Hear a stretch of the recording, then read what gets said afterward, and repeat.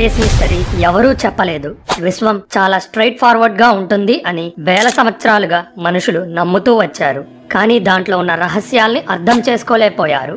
విశ్వం మొత్తానికి మధ్యలో మన భూమి ఉందని, అందుకే స్టార్స్ మరియు ఇతర ప్లానెట్స్ భూమి చుట్టూ తిరుగుతున్నాయి అని పిచ్చి కలలు కంటూ వచ్చారు. కానీ అది తప్పని తేలింది. విశ్వం గురించి మన అవగాహన పెరిగే కొద్దీ పాలపుంతలో మన భూమి ఎక్కడ ఉంటుందో చిన్న చిన్నగా అర్థం చేసుకోవటం మొదలు పెట్టాం. పాలపుంతను ఇంగ్లీష్ లో మిల్కీవే అంటారు. అసలు మనం నిజంగా ఎక్కడ ఉన్నామో తెలుసుకోవాలంటే ముందుగా మిల్కీవే స్ట్రక్చర్ ని అర్థం చేసుకోవాలి. మిల్కీవే స్ట్రక్చర్ సరిగ్గా అర్థం చేసుకోవాలంటే ఫస్ట్ రాత్రి ఆకాశం వైపు ఒక లుక్ వేయండి. సిటీలో ఉంటే కనబడదు, కానీ మీ పల్లెటూరి పొలాల్లో నుంచొని చూస్తే మిల్కీవే నిజమైన రూపం కనబడుతుంది. మెరిసే స్టార్స్ తో ఒక రింగ్ లాగా మిల్కీవే కనబడుతుంది. దీన్ని బట్టి చూస్తే మిల్కీవే ఒక గోళంలా కాకుండా ఫ్లాట్ గా ఉంటుంది. ఒకవేళ గోళంలా ఉంటే స్టార్స్ అన్ని రాత్రి ఆకాశంలో ఒక రింగ్ లా కాకుండా సమానంగా డిస్ట్రిబ్యూట్ అయి ఉండాలి. కానీ ఇక్కడే మనం ఒకటి అర్థం చేసుకోవాలి. భూమి కూడా ఆ రింగ్ లోనే ఉంటుంది. కాబట్టి మీరు ఇప్పటి వరకు ఇంటర్నెట్ లో చూసిన మిల్కీవే ఫొటోస్ లేదా వీడియోస్ ఊహించుకొని గీసినవి మాత్రమే. ఎందుకంటే మిల్కీవే ఎలా ఉంటుందో ఫోటో తీయాలంటే దాని బయటికి వెళ్ళాలి. ఇలా మిల్కీవే బయటికి వెళ్లాలంటే కొన్ని వేల కాంతి సంవత్సరాలు దాని పైకి ప్రయాణించాలి. ఇది ఎంత దూరమో మీకు పిక్చర్ వేస్తా. ఇప్పటి వరకు భూమి నుండి అతి దూరానికి ట్రావెల్ చేసిన మానవ నిర్మిత వస్తువైన వోయేజర్ 1 కేవలం 0.02 కాంతి సంవత్సరాలే ట్రావెల్ చేసింది. అది కూడా లాంచ్ చేసిన 50 సంవత్సరాల తర్వాత. అయితే మోడర్న్ టెక్నాలజీ లేని రోజుల్లోనే చాలా మంది సైంటిస్టులు మిల్కీవే షేప్ గురించి అర్థం చేసుకోవడానికి ట్రై చేశారు. వీళ్ళందరిలో మొదటిగా విలియం హర్షల్ గురించి చెప్పుకోవాలి. అతను ఒక ఆస్ట్రానమరే కాదు, కాస్మిక్ మ్యాప్ మేకర్ కూడా. తాను సొంతగా తయారు చేసుకున్న టెలిస్కోప్ తో ఇది వరకు ఎవరూ చూడనంత డీప్ గా విలియం హర్షల్ విశ్వంలోకి చూశాడు. మొట్టమొదటిసారిగా ఎవరూ సాహసించని ఒక మహత్కార్యాన్ని అతను సాధించాలని నిర్ణయించుకున్నాడు. అదే మిల్కీవేలో స్టార్స్ ఎక్కడెక్కడ ఉంటాయో ఒక మ్యాప్ తయారు చేయటం. 1700 చివర్లో అతని సిస్టర్ క్యారోలిన్ తో పాటు రాత్రి ఆకాశాన్ని శోధించడం మొదలుపెట్టాడు. రాత్రి ఆకాశాన్ని 600 జోన్స్ గా డివైడ్ చేసి ఒక గ్రిడ్ లాగా తయారు చేశాడు. ప్రతిరోజు రాత్రి ఆకాశంలో వెలుగుతున్న స్టార్స్ ను గ్రిడ్ లో మార్క్ చేశాడు. హర్షల్ నిరంతర కృషితోనే ఒక నిజం బయటపడింది. అదే మన మిల్కీవే గెలాక్సీ ఒక డిస్క్ షేప్ లో ఉంటుంది అని.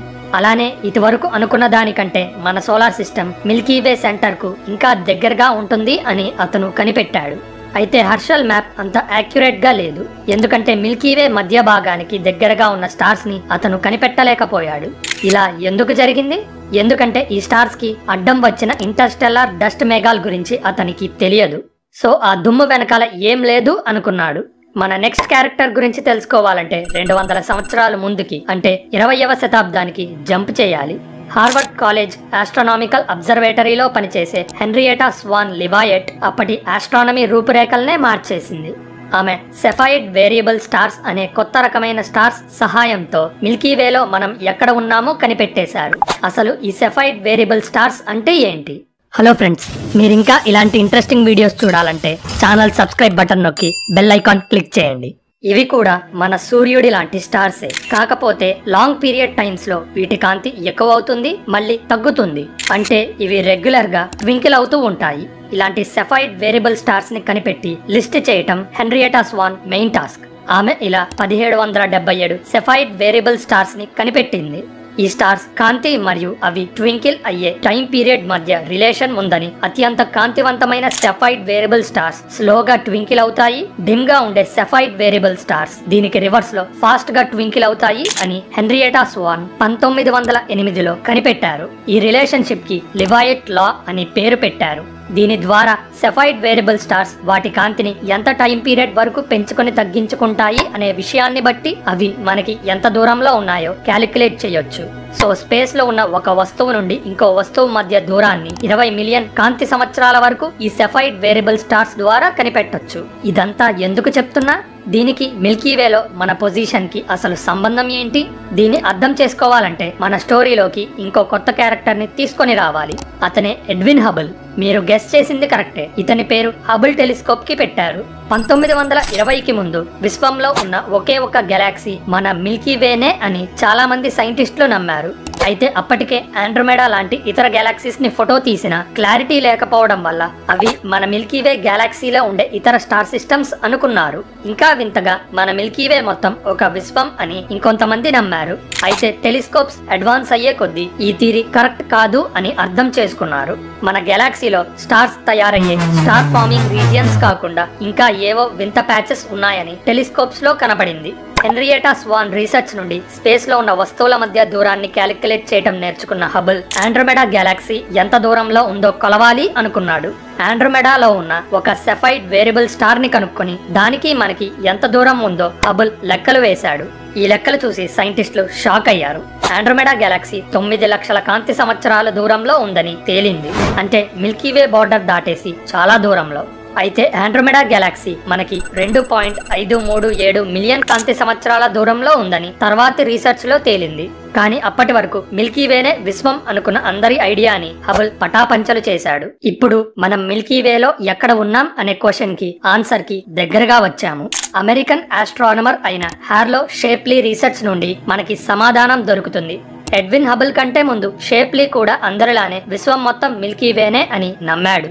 కానీ తన తప్పు తెలుసుకున్న షేప్లీ 6 సంవత్సరాల్లో 1249 వేర్వేరు గెలాక్సీస్ ని కనిపెట్టాడు. అయితే 1914 నుండి 1918 మధ్యలో షేప్లీ చేసిన రీసెర్చ్ వల్లే మిల్కీవేలో మనం ఎక్కడ ఉన్నాం అనే ప్రశ్నకు సమాధానం దొరికింది. తన టైంలోనే అత్యంత శక్తివంతమైన టెలిస్కోప్ అయిన మౌంట్ విల్సన్ అబ్జర్వేటరీ ద్వారా షేప్లీ గ్లోబ్యులర్ క్లస్టర్స్ అనే వింత స్పేస్ ఆకారాల మీద రీసెర్చ్ చేశాడు. అసలు గ్లోబ్యులర్ క్లస్టర్స్ అంటే ఏంటి? కొన్ని లక్షల స్టార్స్ టైట్ గా గ్రావిటీ ద్వారా ఒక గోళం ఆకారంలో ప్యాక్ అయి ఉంటాయి. ఇవి చాలా బ్రైట్ గా కనబడతాయి. ఇవి మన మిల్కీవే గెలాక్సీ పైన కింద తేలుతూ ఉంటాయి. ఆశ్చర్యకరంగా ఇవి విశ్వంలోనే అతి పురాతనమైన స్ట్రక్చర్స్. కొన్నైతే 10 బిలియన్ సంవత్సరాల ఏజ్వి కూడా ఉన్నాయి. ఈ గ్లోబ్యులర్ క్లస్టర్స్ మిల్కీవే గెలాక్సీ మధ్యలో ఉండే కోర్ చుట్టూ రౌండ్ గా అరేంజ్ అయ్యున్నాయి అని షేప్లీ కనిపెట్టాడు. ఇవన్నీ సాజిటేరియస్ కాన్స్టిలేషన్ వైపు ఉండటాన్ని మనం చూడొచ్చు. ఇదే ఇంపార్టెంట్. ఎందుకంటే మనం మిల్కీవే మధ్య భాగానికి దగ్గరగా ఉంటే రాత్రి ఆకాశం మొత్తం ఈ గ్లోబ్యులర్ క్లస్టర్స్ తోనే నిండి ఉండాలి. కానీ మన ఆకాశంలో ఇవి ఎక్కడా కనపడవు. కాబట్టి మనం గెలాక్సీ మధ్య భాగానికి దగ్గరగా లేనట్టే కదా. దీన్ని గమనించిన విలియం హర్షల్ మిల్కీవే గెలాక్సీకి ఉండే ఒకానొక చేతుల్లో మనం చాలా బయట ఉన్నాం అని చెప్పాడు. అయితే అతని లెక్కల ప్రకారం మిల్కీవే సెంటర్ నుండి మనం 33 నుండి 90 లైట్ ఇయర్స్ కాంతి సంవత్సరాల మధ్యలో ఎక్కడైనా ఉండొచ్చు.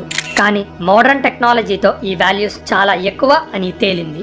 మిల్కీవే చేతులైన సాజిటేరియస్ మరియు పర్సియస్ చేతుల మధ్యలో ఒక చిన్న చెయ్యి అయిన ఒరయన్ ఆర్మ్ ఉంది. దీన్ని ఒరయన్ స్పర్ అని కూడా అంటారు.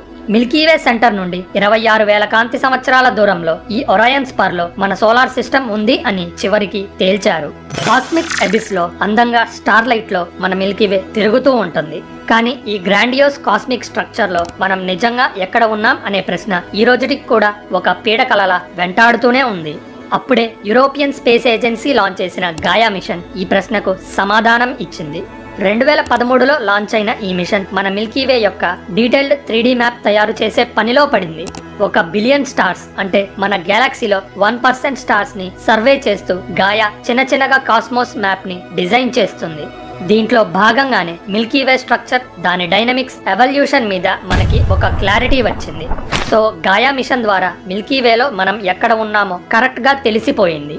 ఇలాంటి ఇంట్రెస్టింగ్ స్పేస్ ఫ్యాక్ట్స్ గురించి తెలుసుకోవాలంటే మన ఛానల్ సబ్స్క్రైబ్ బటన్ నొక్కి బెల్ ఐకాన్ క్లిక్ చేయండి. ఈ ఇన్ఫర్మేషన్ అందరికీ రీచ్ అవ్వాలంటే వీడియో లైక్ చేయడం మర్చిపోకండి. మీ సపోర్ట్ వల్లే ఈ ఛానల్ ముందుకు కదులుతుంది. So thank you for